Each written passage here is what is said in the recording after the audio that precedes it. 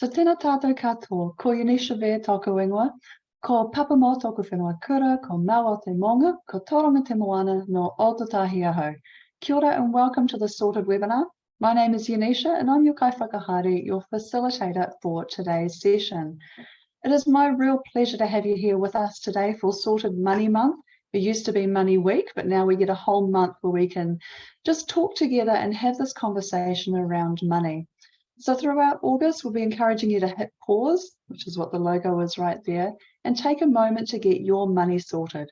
So well done, you're taking a moment right now, it might be your lunch hour, and that's fantastic. So please sit back and enjoy this first webinar in our Tuesday lunchtime series. Please do use the chat and hop in there and say hello. I would love to hear from you and any questions that you have as well. So keep that chat going there. Hopefully you guys can see all that as well. Just a quick reminder, this session is being recorded, but the only thing you'll be able to see is me and my responses to the chat. So you're all pretty safe there. So that's fantastic. Thank you for using the emoticons there as well, the reactions. I really appreciate that. It keeps me going and hopefully you can see that too. So who is Sorted? Sorted are the wonderful people who are providing these webinars to us today. Sorted provides free, independent and impartial information around all things money matters. Sorted is run by Te Araahunga Ora, the Retirement Commission, and their aim is to empower the people of Aotearoa on their journeys to a better retirement by helping them understand money.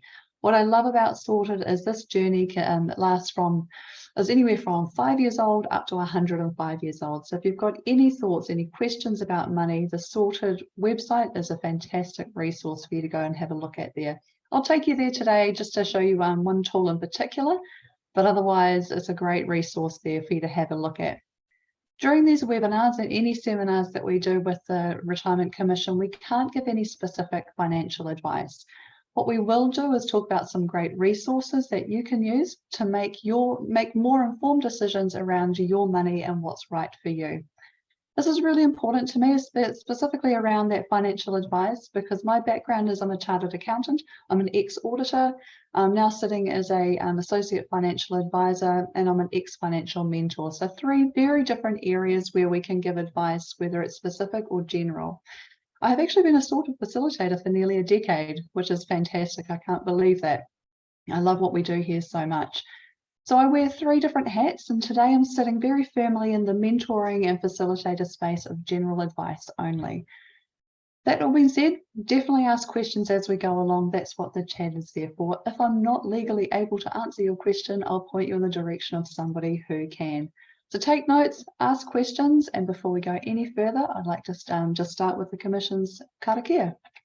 You've got the translation there on the page, so you can follow through if you like. Toia e runga, toia e raro, toia e roto, toia e waho, toia ki te Araahunga Ora, kia whai hua, kia ora. Homi e, hui e, tai ki e. So what are we looking at today? We have an hour together. I actually think we'll maybe be a little bit less than that, just see how we go for time and what sort of questions we have there. But we're looking at laying the foundation to building a spending plan that works for you. And that's really key. So starting off by looking at what's important, we're looking at a tool called Spending Diaries, Money Systems, which is the whole thing that surrounds everything around budgeting and then brings it all together. And then, of course, how to create your spending plan or your budget there. And then finally, how to stay on track, because it's all good and well putting all this work in place if we can't stay on track as well. And I'd also, just before I move on to the next slide, I just want to quickly introduce Natalie, who I have here with me from the Retirement Commission. And she's just also going to be keeping an eye on our chat. So if she sees anything that I've missed, she'll bring that to my attention and we can answer those questions as we go. I know you're all familiar with Zoom, so have fun with those functions as they are. So let's start by thinking about our priorities. If we're planning our spending, we need to know what's important for us. Then we can then prioritize these things over those nice to haves. I'm going to play this video from Peter and enjoy.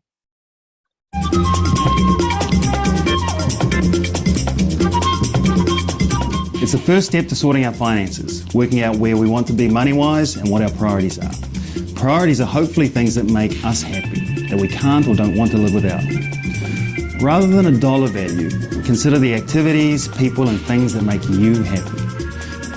How can you ensure your finances continue to allow you those priorities important for your well-being?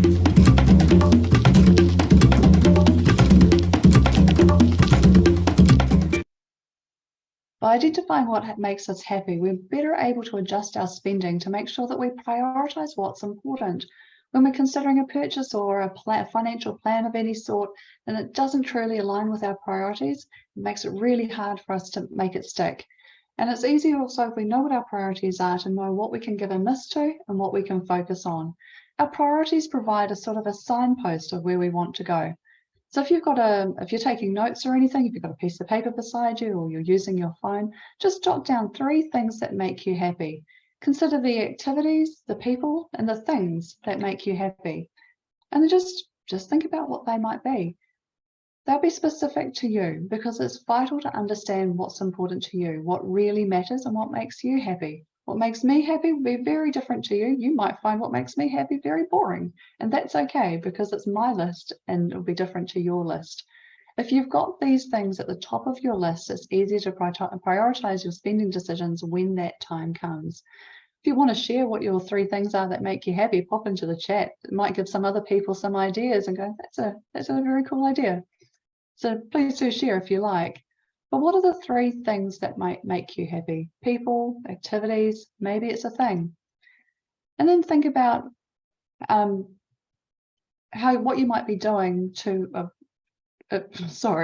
think about what the cost might be as well in terms of these things. Is there a financial cost? Some of these things might not have a cost at all. Picnics on the beach might have a very low cost. During COVID, we really enjoyed as a family just walking around the neighbourhood. Very little cost involved with that, except when we got a little bit too much involved with that and we needed to buy new shoes. So that was a small cost there. You might be doing some of these prioritising steps in your mind automatically when you make decisions, but the key is to be conscious about it. I'm loving seeing some of the things coming through on the chat there. Lots of families, shows, me too. We really need to think about an entertainment budget, I think, in terms of events, because there's a lot of events coming up. But yeah, so families and animals in there as well, which is good. A lot of travel coming in as being priorities. And that can be really key because if travel's a priority, then it needs to fit into your spending plan too. We need a budget for these things that make us happy if we can. If they have a financial cost, then include it in your financial plan, in your spending plan. As a little side note, studies show that if we get into an attitude of thankfulness, it can make a really big difference in the way we manage our money. A bit of gratitude apparently goes a long way in helping us to avoid impatient financial decisions or impulse buying or even borrowing in a crisis. So that's something to keep in mind as we're working towards designing a spending plan that works just for you. Great seeing some people also want to learn a new language as well. So if that's a priority, make sure you write it down and keep it top of mind there for you. So knowing what your priorities are gives you that really key important starting point of where your spending plan or where your money is going to go. When we design a spending plan, that's all good and well, but if you have no idea where your money is going or coming from, it can be really hard to allocate money to your needs and your wants and your priorities in a realistic and achievable way. We might just be making up a number, pulling it from thin air, or having a good educated guess. And that's okay, but even better is to use something called a spending tracker or a diary as a way to start and pull together where these numbers are actually coming from. Then it will be more than just a good idea, it will be founded in information. So your question there, do you have this chart resource online on your website? Which chart or resource? Oh, the spending diary are you talking about? Give me some more information there, Helen, and I might be better able to answer your question. But everything that I use today, any tools that we use are on the Sorted website there. So let's have a little listen about spending diaries and what that means.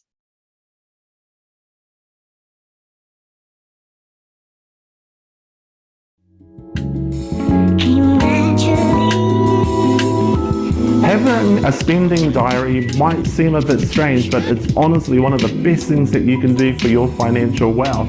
Have you ever thought about where your money has gone. If you have an update on your account and thought, oh, I thought I had a bit more money than that. It's really easy to lose track on how much money we spend every day. So a spending diary keeps us accountable for where our money is going, and it also helps us to think about how we're feeling. There's a reason why we call it retail therapy. Retail therapy. Now, I don't even actually know if I have family on the line here with me, but I'm going to tell a story about family anyway and just hedge my bets. My father-in-law loves going and getting a coffee from his local cafe. And when we talked about it, he goes to the cafe once, maybe even twice a day. This is over in Sydney. And when we were talking about why he does this, it wasn't about the coffee. It wasn't about the spending the money. It wasn't even great coffee, I hate to say it. Sorry, but it's not. It was more about the idea of going to the coffee shop, the walk there, talking with the staff that were in the shop. It was the community feel around it, not actually the purchasing of that coffee. Now, I might be wrong. You might say it was actually really good coffee, and then we just have to differ on our opinions of what good coffee actually is. But it's about understanding that underlying need of why we have the behaviors that we do. So having a spending diary enables us to start tracking some of these things so we can see what our patterns are, and we can start to question our motives behind that as well. Helen, I hope you see the reply there in the chat about where the resources are. That chart, those numbers were just made up numbers out of thin air, and they were an example of some of the people, activities and things that people might prioritize. But your list will be specific and your numbers will be separate or specific for you as well. So hands up here if anyone has ever kept a spending diary before. Actually, I think I might have a poll. Let's launch our poll. Let's do it this way. Okay, you should be able to see a poll there on your page. Have you ever kept a spending diary before? Yes, no, or perhaps this is the first time you've ever heard of it. Pop into the chat there, onto the polls there, and just give us a quick answer if you can. Actually not seeing anyone reply on there, so perhaps you guys can't see the poll today. I'm not sure. Not a problem. Oh, you can see the poll. It just didn't update. Not a worry. I've got rid of the poll. It's not too important. I'm seeing lots of hands. I'm seeing lots of thumbs up there and people answering in the chat there. So you can see the poll and it did launch, but I couldn't see the results. How bizarre. Not a worry. So lots of people have heard of a spending diary before, and they maybe have even kept it, which is fantastic. Any thoughts around keeping a spending diary? How was that exercise for you? Hop into the chat and just let me know. Lots of people said they used it and maybe they found it useful. You might even get some recommendations from people in the chat here as well of different apps that they used. Some have found them very reliable and useful. Confronting is another question, another comment there as well. How long might you use a spending diary for? I would suggest about 3 months, to be honest, just so that you can start to get a real feel for patterns and it doesn't just become I can make this change for a week sort of situation. And also you can start to hit some of those irregular expenses like doctors and dentists and WAFs and car repairs and all that sort of thing as well. How much detail you put into it will determine how much you get out of it as well. So it can be really hard to keep track of your money or to do a spending diary, but it's an exercise to start to highlight some of those areas for you as well. Other comments in the chat here saying it works to see where the money is going until there is a big expense. One wee tip there for you, which we don't cover too much in this webinar, but it's an emergency fund. Emergency funds are really good to try and keep you on track so that when those big expenses come along, you're able to keep going and recover as well. So a few different suggestions in the chat there with what types of tools people have used in the past and found useful for a spending diary. Please make note of what works for you. I have a few as well that I will suggest to you later on. For me, I found keeping a spending diary really a very valuable exercise because it's easy to have a good idea of where your money is going or where we're spending our money on. but without actually tracking it, you don't know for sure. It's just an idea. So there may be some spending we're not even aware of or conscious of. It's just a habit. So where is it going? Spending leaks, that's where our money often ends up going. So spending leaks can make or break our spending plan.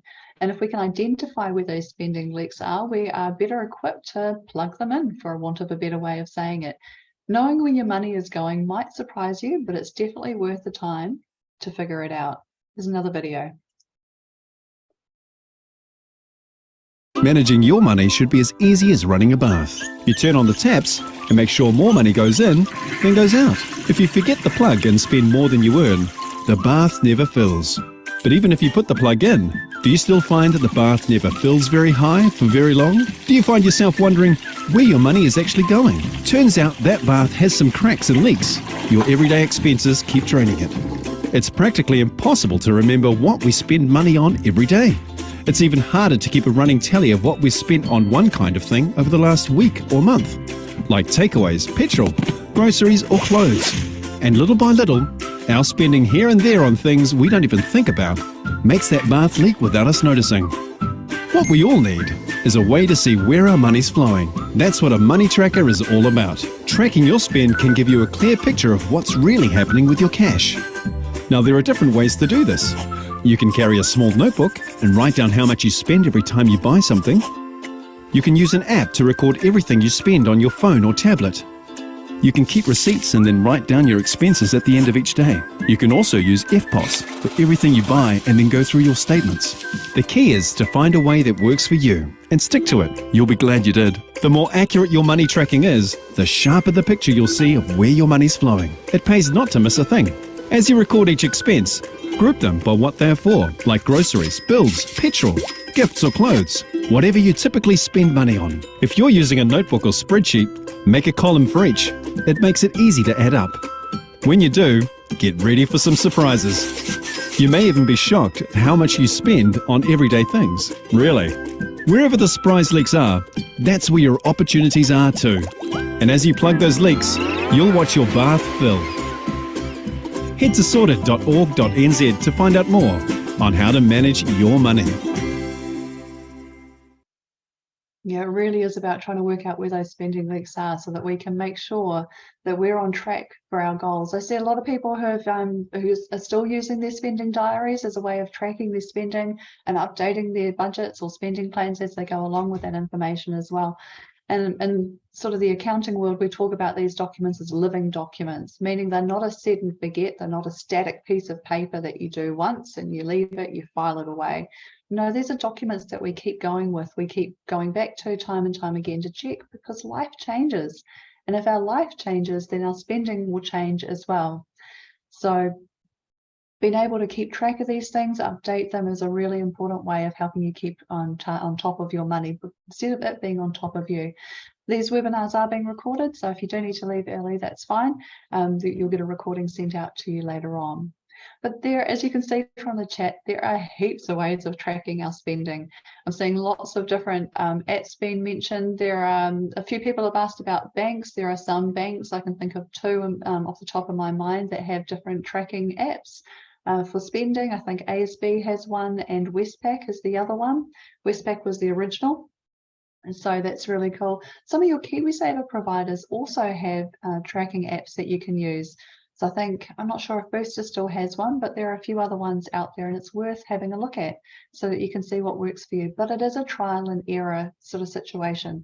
Try an app, see if it works for you. If it doesn't, try a different one. Maybe just sticking with pencil and paper might be the way to go, or a good old Excel document. I have a few different tools I use for Excel, and there is one, I'm not sure if you've heard of it before, it's called Vertex 42, so it's the number 4 and 2. And they have some different Excel-based templates. They've got a really good money tracker one as well, which is free. So if you're interested in Excel-based stuff, that's a great place to start. But some of the other different apps I've seen mentioned here today, things like Wally, Monify, Spending Tracker, Pocketsmith has come up a few times, Track My Spend, Bill Tracker Lite, Splitwise, and if you're just looking for an educational sort of platform, then Banker is a great educational app. just to understand a little bit more as well. I love a good spreadsheet as well. I was listening to another webinar and they were talking about their dad, who is an accountant who solves everything with spreadsheets, and I felt very, very seen in that moment. But it's about working out what works for you. So just having that app, I like the idea of things that will just split it out for me. I haven't yet found an app that works best for me and for my family, but I think maybe that's a conversation for my husband and I to sit down and have, maybe over a glass of wine. What do you think? Which app is best for simply recording or spending? All of these ones mentioned are for recording spending and not budgeting per se. Some of them will filter through to a budgeting app if they have one attached to it, but most of these ones mentioned are just tracking your spending kind of apps. I did use Track My Spend once upon a time. That was a very simple sort of app where you were able to set some parameters around how much you wanted to spend, and it would tell you how close you were to achieving that sort of limit. Otherwise, people go through the chat and see what other people have put there as well. And then note down, what are you going to use? Make a note of how you're going to track your spending. And then think about how long you're going to do that for. I suggest 3 months is a good starting place there, just so that you can try and get some of those bigger expenses, those irregular expenses as well. Because it's very, very easy to forget about the WOF and the tires of the car, or the fact that we need to go to doctor's appointments sometimes, until you see that actually happen. Going through your bank statements is a really good activity as well. Tracking your spending is going forward. So writing things down from today going forward, you've got that opportunity to change your behavior as you go along. So if you decide I'm going to be good for the next 3 months and track my spend and see what that is, then that's the data that you will get. If you want to look and see what you've done in the past and what your habits were without today's knowledge, then go back and look at 3 months worth of bank statements. Grab yourself some highlighters, or if you're like me, download it all onto Excel and sort the living daylights out of it. You can do that as well. One way is historical, and you can't change it in a way. It's happened, so that's what happened. Categorize it based on that, or you can go forward and see what habits you might have going forward with this sort of knowledge there as well. A question saying, do you record your bills and regular APs, or is this purely daily spend? I'd record my bills and my APs as well. Sure, maybe that would be at the top of my spreadsheet or top of my piece of paper, so I don't have to keep writing it every week. But it's important to know what's coming up and when it's due, for me anyway. You'll find a rhythm that works for you based on what your needs are. If you want to give yourself a quick win, it might be as simple as setting up an automatic payment to different accounts on payday. KiwiSaver is amazing in that it just automatically comes out of our payroll into our KiwiSaver account, gets invested, and it grows with compound interest and all that other jazz that goes on in the background. So why not use the same mentality for our bills, our insurance, or whatever else it might be? So setting up automatic payments on payday can be a simple way of just splitting that money off into different accounts and making it quicker and easier for you to do it. There is a research paper by a guy named Daniel Kahneman. Hands up if you have heard of him before. He has a fantastic theory on thinking fast and thinking slow. So a few people have heard of him before. The idea that he talks about is that we engage our slow thinking brain by taking the time to plan and allow for flexibility so that we can then use our fast brain and stay on track.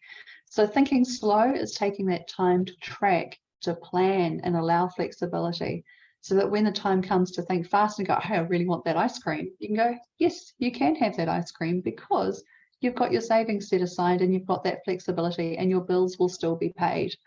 So you can have that fun money and that ice cream as well as still save for your goals and make sure your bills are paid. So Daniel Kahneman, Thinking Fast and Slow, which is a great wee read there as well. So a good rule of thumb is to make things automatic. By making things automatic, we can reduce that cognitive load on decision making. So help yourself out basically by making things automatic. You can even make automatic rules for yourself, things that you tell yourself. For example, I'm not ordering Uber Eats because I'm saving for a holiday to Bali. Maybe that's something you can keep telling yourself. I'm not going to buy that extra cocktail because I'm saving for a holiday to Bali. I'm going to have a better cocktail there. Whatever it might be, whatever works for you. Okay, so make it automatic, and that can give yourself a quick win there. I see some questions coming into the chat. Let me just have a quick look here. How do you deal with outliers as things change from when you set up the budget? As I mentioned earlier, a budget is not a static document.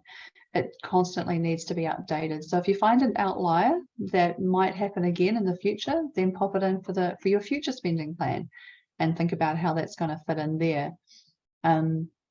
If it's an irregular thing, then having a slush fund for irregular costs can be a way to go. Not quite an emergency fund, but for those spending things that you know are going to happen, but you don't know how much they are. So we have the savings for things that we know we're going to need to spend money on, and we know how much they are. They're pretty much your bills when you think about it, those irregular payments that we have. We know they're coming up, we know how much they're going to cost, and we know we have to pay them. So that can be a bills account, for example. Then you might have a savings account for other expenses that you have an idea that you will need to spend them, but you don't necessarily know how much they are going to cost you. You might have a really good idea because you've tracked your spending and you looked at how much you spent last year, and you can put aside a pretty good guess of how much that money might be. But it just means that it's there, ready to be spent when that time comes. So that's when you use that automatic payment system and split things up 3 different ways. We'll split things up at payday just to make things a little bit easier there. I hope that makes a little bit of sense there. There's actually a really good system called the 3 bank account system, which I think I'm going to mention in a couple of slides time. So I'm getting a little ahead of myself. I can see someone saying giving every dollar a job as it roll with the punches. Yep, I like that theory as well. Taking stock of expenses at the end can give me anxiety and end up cranky for sure. And I know people who feel that way as well. And it's about understanding whether you control your money or your money is controlling you. And if you need to sit down with somebody to work through that process, a financial mentor or a budget advisor, then do that, because they're free and they can help you out with that. So we can ostrich or we can confront it and maybe go to an expert who can help you with that as well. Because you work hard for your money deserves to work hard for you. So take that control back instead of the money controlling you. So a money system. A money system is what gives your budget or your spending plan legs. Without it, your plan is nothing more than a pretty piece of paper that you've put a lot of work into that maybe sits on your fridge or by your desk or in a file on your laptop. Your plan is your what and your money system is your how. So if you do have a money system, what are you currently using? Hop into the chat and just share some ideas. I think we would benefit from seeing other people's ideas about now as well. Maybe you're the type of person who uses automatic payments for those regular expenses. What other ideas do you guys have? Maybe you set up separate accounts for different expense categories. Maybe you've got a holidays account or a car account.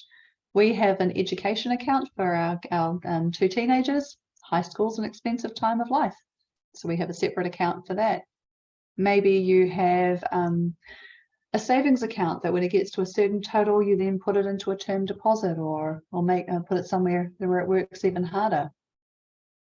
See a lot of people saying different accounts for different things, automatic payments, different accounts for your home bills. Setting your bills aside, money for your bills is really important as well, because we need to pay those. And people get pretty cranky if we miss them. So making sure we can cover that can be really important as well. A few sub accounts, keeping money aside for certain things.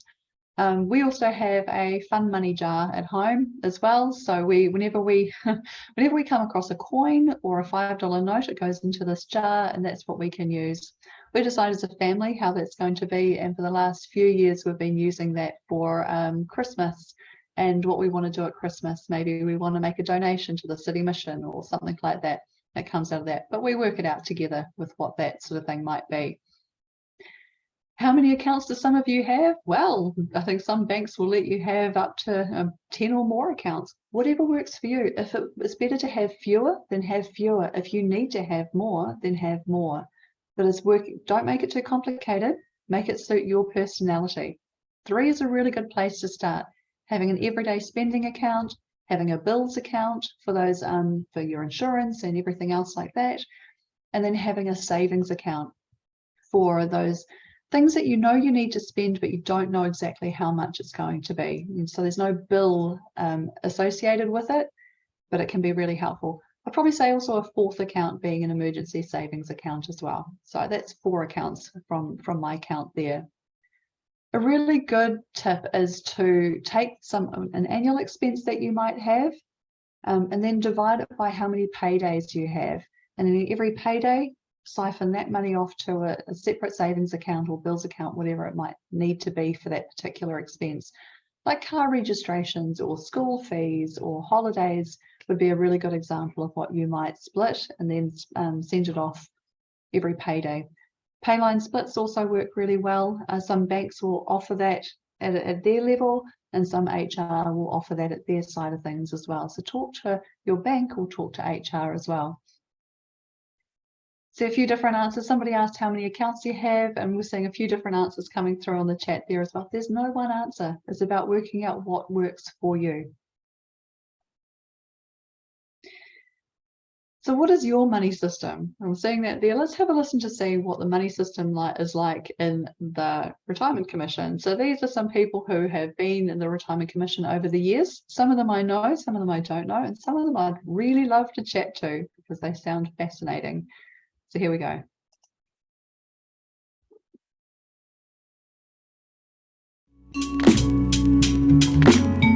Well, I try to make a plan. Before every payday, I write a list of what I want to pay. I just use my app from my bank. But then that's broken down into automatic payments that we do through the banking. So I have a car account, a house account. I use a number of Outlook folders for different types of expenditure. I like to track what I'm spending on my internet banking on an app. Unfortunately, I probably use my mind to budget and try to write like a digital diary of what I'm supposed to be doing with my money, which usually fails me quite a lot. The way the spreadsheet works well for us is that we're able to see where our money's coming in and where it's going. It gives me time to account for everything that needs to be paid. Because everything's in its pot at the beginning of the pay cycle.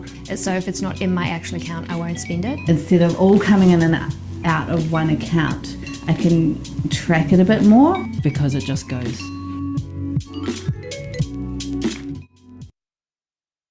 Who would you like to talk to the most? I love that last comment. It just goes. Because it can. If we don't have a plan, then our money does just go. And it can be that question, where did it go? Where did it go? And you might have that feeling yourself. There's a question, do you do payday to payday or from a calendar month? I would do your pay cycle. So if you're paid fortnightly, then track things fortnightly, or you can budget fortnightly. I'll show you the budgeting tool near the end of this session. And you can actually use that budget based on how you're paid. So if you're paid fortnightly, you can input that information, but if the bill is monthly, you can also use that as well. So I'll show you how that works in a moment. But having a system is what is needed to make sure that your spending plan has legs so that it actually works. Your spending plan might be having the different bank accounts, it might be having automatic payments, it might be having a wallet with separate envelopes in there where you have money there for food and money for clothes and whatever it might be. Whatever system works for you is important. What was it? A brand new idea was celebrated on TV not so long ago. It was the idea of using the envelope system in a pretty wallet. And I was really happy and also really sad at the same time that people were just discovering this as a fantastic new method. But great, I'm really pleased I've discovered it because it's old and it works really well. In envelope stuffing, thank you. I had a wee moment when I saw that one on TV, but also really pleased because it's a simple method that can be so effective for people, but it's not new. I'm sorry to say it's been around since before my grandmother's time. And I'm sure I might get a few people who remember their grandmothers doing that as well. Very cool. So think about what your money system might be. Will you be looking at setting up some different bank accounts, some different having a bills account set up, a savings account, an everyday account, and maybe if you've got any goals that you're trying to achieve, a holiday account and a rainy day account. If you do this, it means that you'll have your bills covered, your food covered, and it'll help you to save for your goals as well. But think about what your money system might be.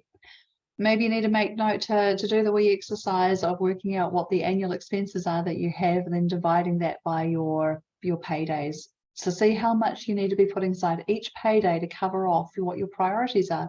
Remember back at the start, we talked about our 3 priorities, the people, the activities, and the things. Making sure those things are still covered off in your spending plan is important as well. So if travel is important, that you might need a really good car to get around. So making sure your car registration is up to date and your Warrant of Fitness is up to date. So these things still all tie in with what your priorities are. So set up an automatic payment. That can be a really easy, quick win for you. Okay, quick poll here, and I'm not going to actually launch a poll. I'm just going to ask the question. Hands up. Does anybody here budget? Does anyone here have a budget? I see lots of hands being raised here. Excellent. Although to be fair, we've got about 130 people on the line and maybe only 20 of us raised our hands. But a few more thumbs up, so they'll count as well. Very good. Yeah. How do you feel when you hear the word budget? Give me a reaction for that one. When you hear the word budget, how do you feel? Shocked. A few shocked faces. Very interesting. Is that the whole laughing till you die kind of laughter face? Because that's an important one. That's one I've seen of it as well. A few people in the comments saying they hate the word budget. So for some people it helps them feel secure, excited even, anxious, yeah, a little bit sick, if I'm honest. Other people control and safe. I'm laughing because I never stick to my budget. It's a great idea, right? The money system is really where it all comes in there. I've never been a huge fan of the word budget myself, because budget for me equals quite simply budget spaghetti. And I remember eating budget spaghetti as a student and it tasted awful. So for me, budget just doesn't have that positive connotation that I want it to have. I prefer to call it a spending plan. So because you're planning for the spending that you want to have, that you're looking forward to having. And as somebody mentioned earlier, it's about giving every dollar a job. You work really hard for your money. You work so hard for your money, so you deserve to know where it goes, or at least tell that money where you want it to go.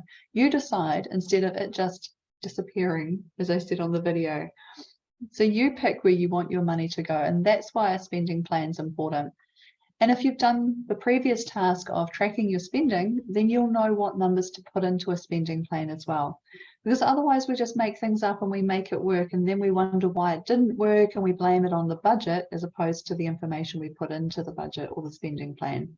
Because your spending plan is only as good as the information you put into it. So you want to make sure that that is as accurate as it can possibly can be, while allowing for flexibility, which is what Daniel Kahneman was saying earlier as well. So having flexibility in your budget or your spending plan is really key. So a few people saying that budget is like the word diet, and going on a diet is hard. Yep, but they can have benefits, so we can see the benefit there, but it's still not a great word. For me, it's just a psychology flip. Is it a negative tool that we can use, or is it a tool to help us plan and give every dollar a job so that we can reach our goals and make sure our priorities and values are still met? Yeah, there are a few different issues in there. People talking about getting family members on the same page. When you've got joint bills and joint costs to cover as a family, it can be really, really tricky there. I would say when it gets a bit like that, it's always good to talk to a financial mentor, and they can help you work out exactly work out a system that suits you and your unique situation there as well. Barefoot Investor is a great one there, a great read as well. What do you do with surpluses, e.g. have a grocery weekly spend but manage to underspend it? Save. I would say put that aside into one of your savings account, even put it into your rainy day account, or use it as a top up for your flexibility fund. If everything else is still being met, then maybe you can go bowling or something, you can use that. So that's up to you with what you decide to do. But if you're paying down debt, which next week we're talking about debt, then that sort of saving moment can be useful to help you pay off that debt even quicker. But we'll talk about that next week. Yeah. Magical spreadsheets. It's a comment in the chat there. I wish I could stop and read it more. I'll have to read it at the end afterwards. So the spending plan. Sorted has one that we can use. Oh, okay. Somebody tell me, did I play that video? I don't think I have. No, I don't think I did. Let's play this video. This is Emily, and she's going to talk about how to build your spending plan.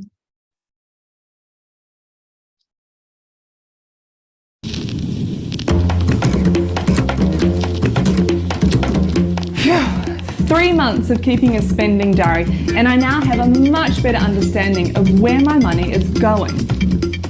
So once you know where your money is headed, take a moment to consider if this is actually where you want your money to go. And if not, it's time to build a spending plan. There is a straightforward paper download below, or check out the tools on Sorted. There are lots of options out there, but the most important thing is you find something that works for you.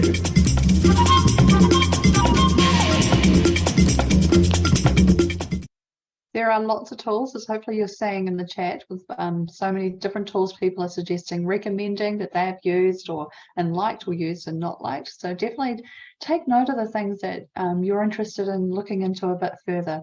But the Sorted website does have a very, very helpful spending plan that we can use. So let's have a look at the budgeting tool. We still call it budgeting because apparently that's what people Google the most as opposed to a spending plan. So because of that, we will call it a budget, but in my mind, I'm still calling it a spending plan. So just so you know where I'm coming from there. Okay, so the budgeting tool, where you find this is up on the tools. I'm going to look to the side now because that's where my second screen is and where I've got this tool open for us to use. So up here on tools, you've got all the different top tools that we have to use. A few of them have been updated recently, so have a go at the money personality quiz. That might be a really good starting place for getting family on the same page. So have a go with that one. The goal planner is fantastic. Mortgages, if you're looking at interest rates at the moment, then the update version of the mortgage calculator has the different interest rates for the different banks embedded in there, which makes things a little bit easier. But right now we're looking at the budgeting tool, which is right here. So if you want to put in your budgeting tool, okay, it's suggesting a number there for me. Let's go with that. That would not be a month. That would be amazing. And then we go through. So this helps you create a template, because a lot of the time when we come to creating a spending plan, we don't know, we just don't know where to start. So a template gives us the options of just picking some categories and giving us some expense items for there. So maybe you rent, maybe you have children and pets, perhaps you own a vehicle and use public transport. What are your savings goals? Just hitting, oh, I should go holiday. I really want a holiday. And debt. Is there anything that you're currently paying off? And then it just create a template for you. You actually can upload your own pictures onto this template as well. So if you decide that you would like to make it more personal, then you can absolutely do that. So I've done this yearly. You might decide that that's actually too much, too difficult to think about. So let's go divide that by 28.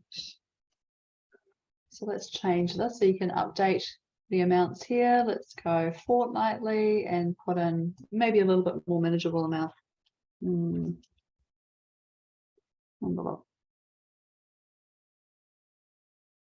So on here, 26, you are absolutely right. Thanks for that. You're right, but that's okay. I'm just putting in a number. You'll get the gist of how this works anyway. These are all drop downs. So on your budget part, you would have been able to see that you can actually add other income streams in there as well. So if you've got a partner, you could put in their income. So you've got partner, and they might have, just put the same in, why not? And it gives you an idea of what you're budgeting for, what you're planning for. So everyday expenses, I said we have a pet, so you can put in how much you spend on pet food. Maybe you spend $80 a month on pet food, or maybe it's just part of your groceries, so you could delete it if you decide that's not for you. Public transport, our kids have Metro cards. We've topped that up every month. Fuel, excellent. How much are we spending on fuel? Pop that in with how much it might be.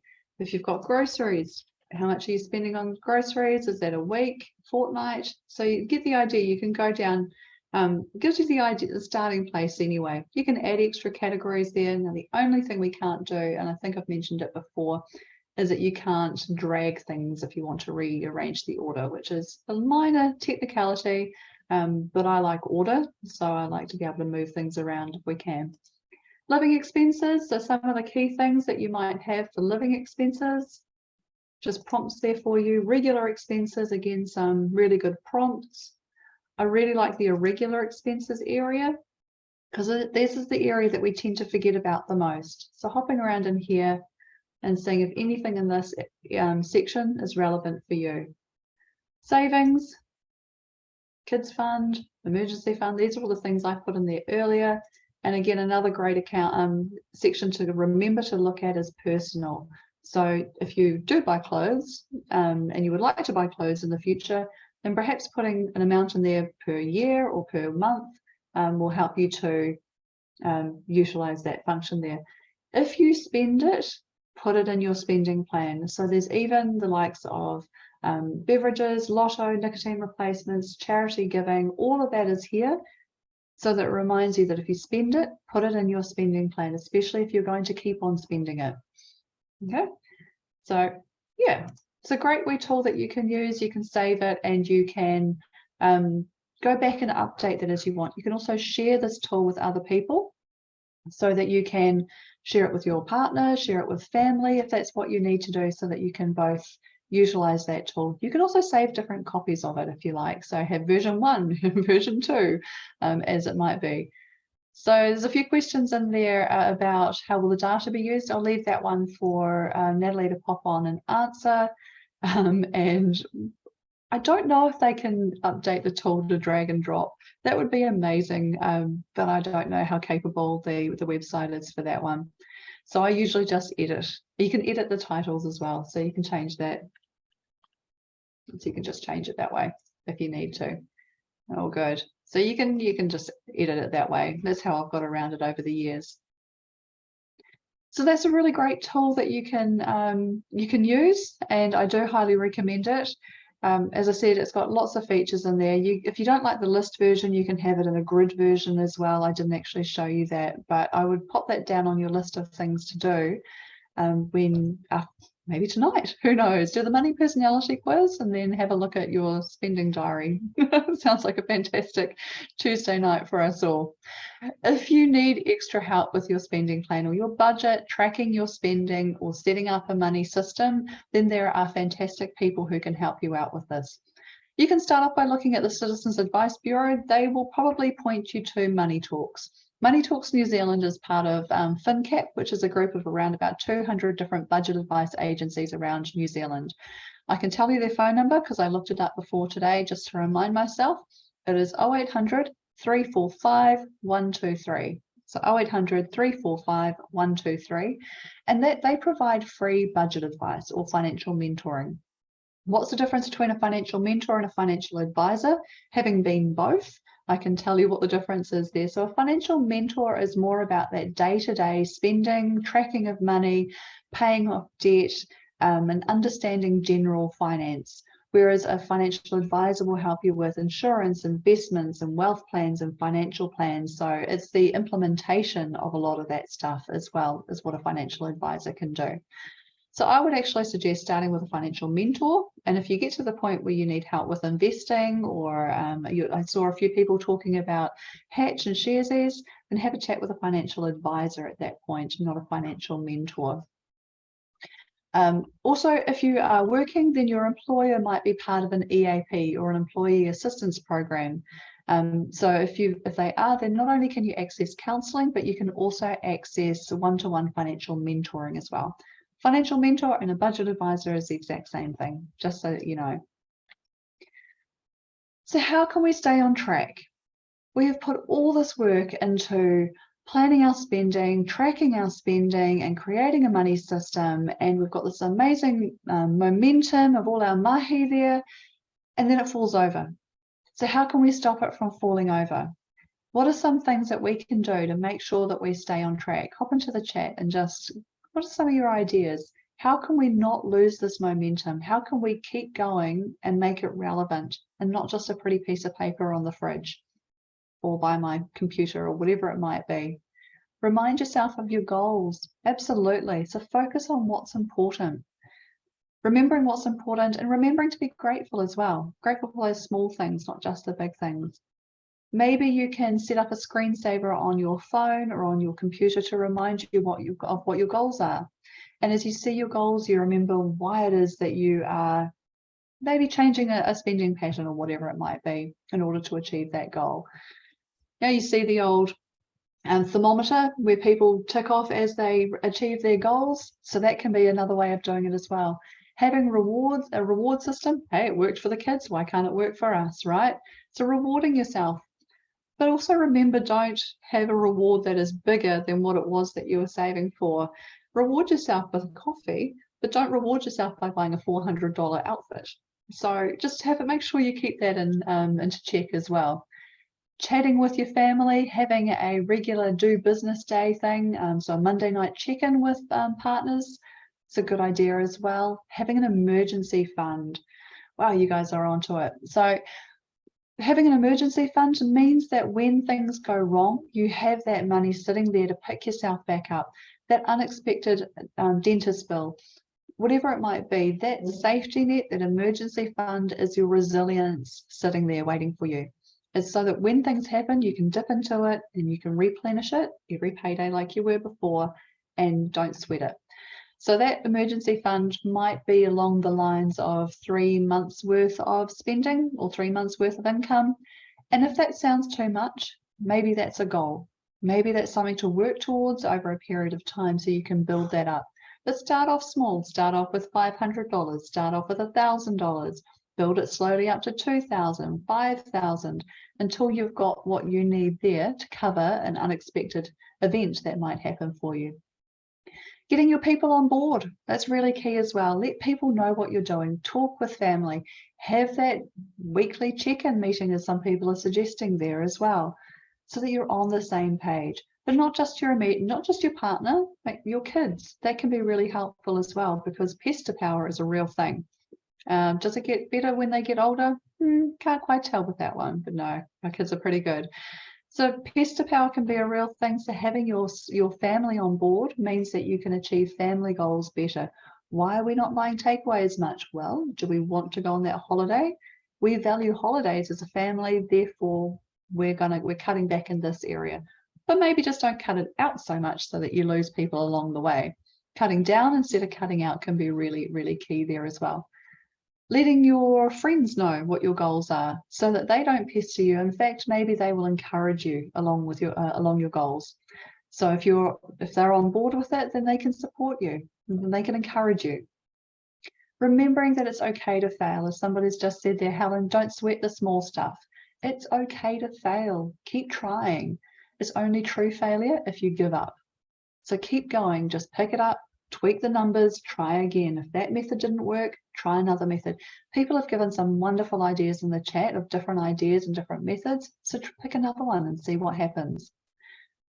So focus what's important. Get your people on board. It's okay to fail. Remember what your goals are. An emergency fund and build in flexibility into your spending plan as well. Is another really good way of helping you keep on track. So allow yourself that flexibility. Have pocket money, have whatever you want to call it, fun money, family money, whatever it might be, but it allows you to still spend, but also keep on track as well. So that brings us to the end of our webinar today, but knowing what's important will help you to prioritize your spending and to set up a spending plan that's aligned to your purposes, which means it will be easier for you to stick to if you're clear about what's important to you. Knowing your numbers means that your spending plan will be based on your situation instead of an idea. You'll be able to make realistic tweaks and to your spending plan and to your goals, knowing your baseline and knowing your wants and your needs. Make things automatic, because it's easy. If we make things automatic, we can set and forget it for a little period of time anyway. Then we can go back and check and see if there are any changes we need to make. So automatic payments can be really, really helpful that way. Stick with it. There will be ups and downs, but if you're clear about what's important to you and what your numbers are, and if it's automated, then you will find yourself being able to get back on track if you come off tracks just a little bit there. If you don't have a plan for your money, somebody else will. Your money needs to go towards your goals. So be clear on what your goals are and then use these tools so it can help you reach those goals there. I see a few people leaving us. That's all good. We are just about up to our hour. So I appreciate the time that you've spent with us today. Before you leave, what is one thing you're going to do as a result of today's webinar? Hop into the chat and just let me know one thing, one small step that you can do as a result of today's webinar. I'll be inspired by the different things that you guys are going to do. Spending diaries, you can see a lot of that going on there. Yeah, and hop onto the Sorted website as well. It's a really good resource. If you've got family, then use it together as well. So tēnei te mihi atu kia koutou, mōre ora kia tātou. Thank you so much for joining us. Next week, same time, same place, we'll be talking about debt. So thinking about how having a plan puts you into control. So hopefully I will see you guys then. If you've got any final questions, hop into the chat. I'm happy to stick around for another couple of minutes. And I'm just going to stop the recording now. So ka kite.